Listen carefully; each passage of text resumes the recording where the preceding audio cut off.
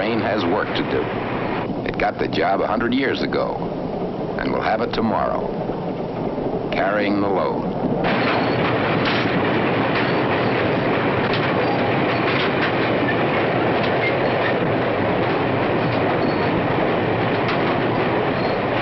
The train has a single statement to make. Coming through.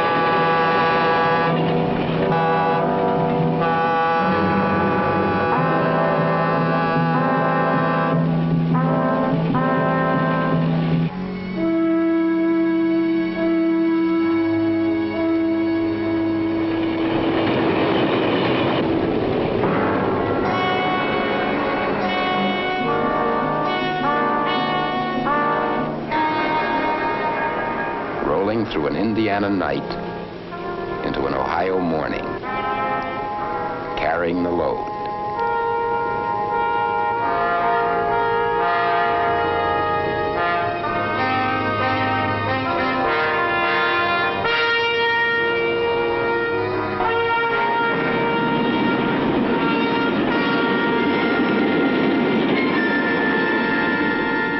Collinwood, Ohio. Crew change.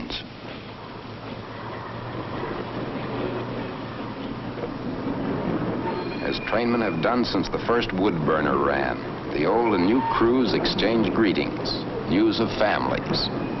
Good weather and clear track. Some things do not change.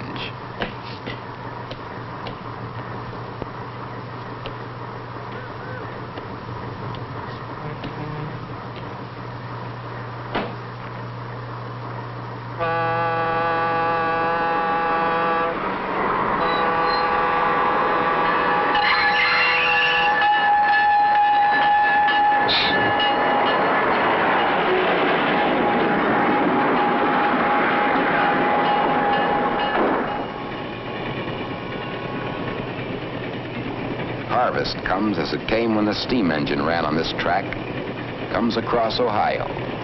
Over the old right-of-way moves the new train, moving through the old unchanging forms of corn and grapes and wheat growing. The right-of-way ahead made safe and smooth.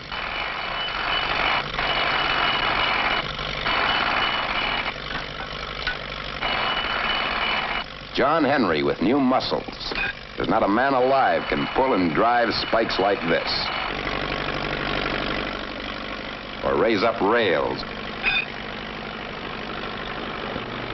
Or pack the ballast.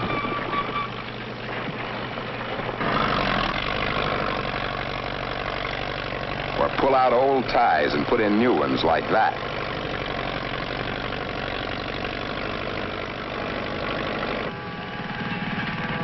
Smooth down the road bed, so it's set for that train to roll through.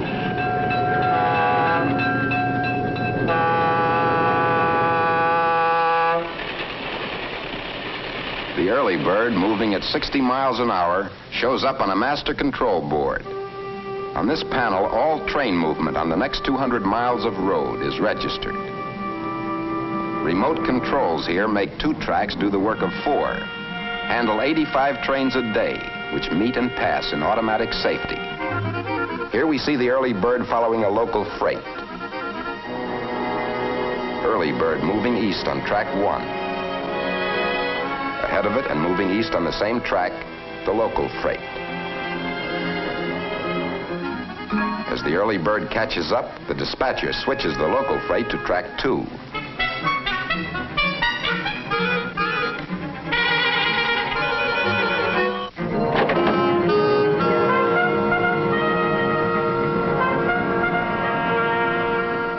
Freight moves over.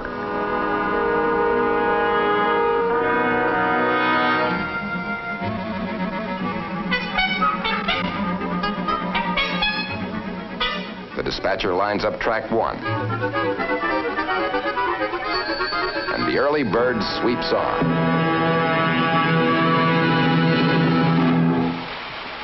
Throughout its length, the electronic nervous system of the railroad pulsing.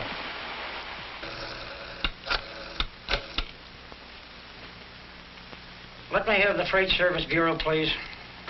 Service Bureau. This is Sutton of Brinkman's. Can you tell me when I can expect a New York Central 64247? Out of Chicago on the 23rd. Okay, I got it. Hold on a moment, please.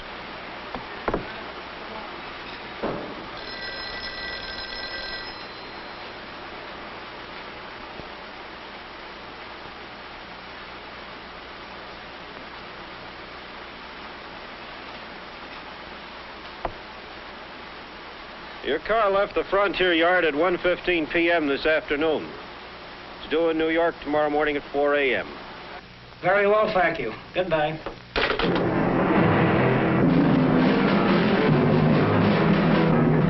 Coming through, destination New York.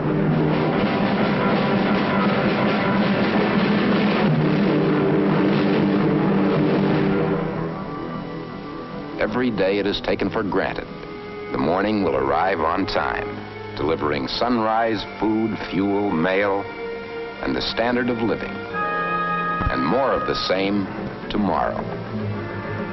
Every day it is taken for granted that what is needed will be on hand. It is taken for granted that the train will do its job. The country and the cities grow. The train will help deliver the future, as it has done from the beginning.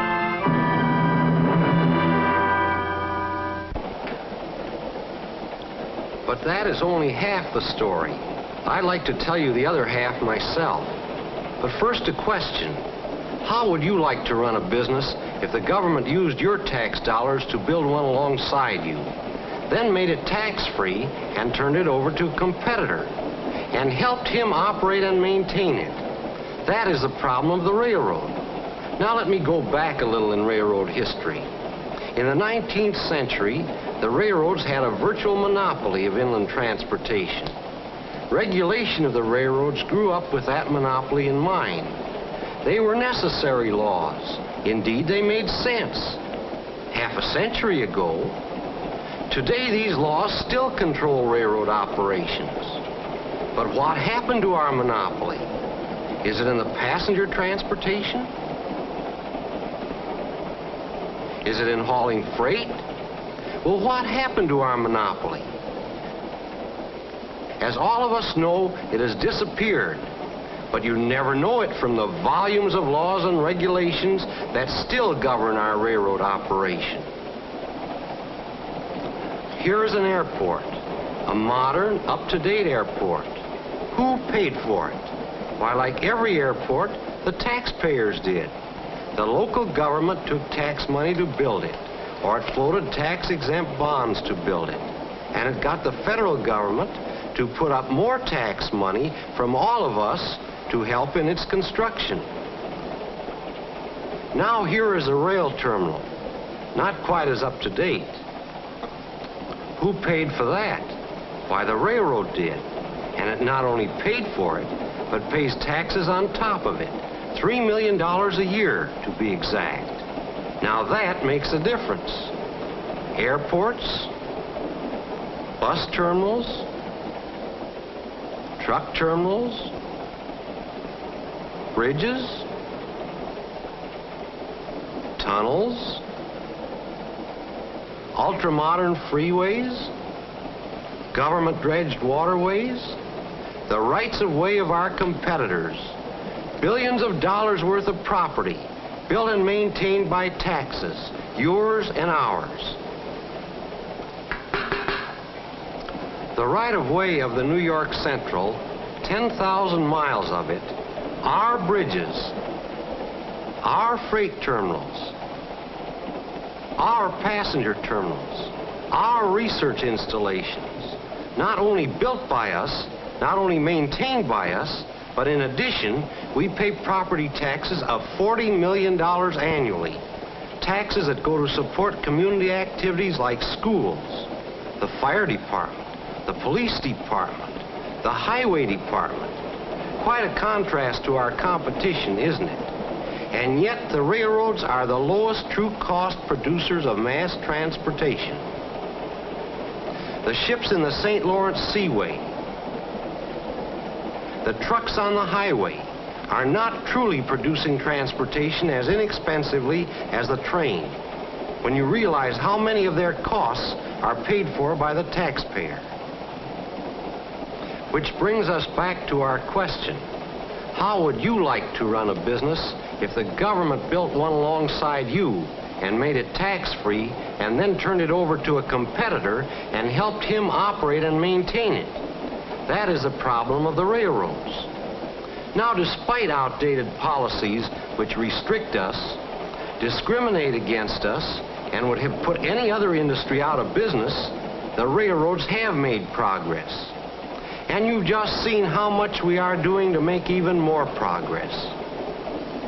But in a competitive free enterprise society, we cannot indefinitely run a business in competition with government-financed, government-supported business. What we have is a lopsided transportation policy on federal and state levels, a policy which is slowly squeezing the life out of our railroads. What do we ask? Well, that's simple. We ask for an up-to-date, fair transportation policy. We ask that all forms of transportation pay their way, as now only the railroads do. Or failing that, we ask the same tax benefits and the same government support under which other forms of transportation operate today. We are not just discussing a 4% return versus a 6% or 8% return.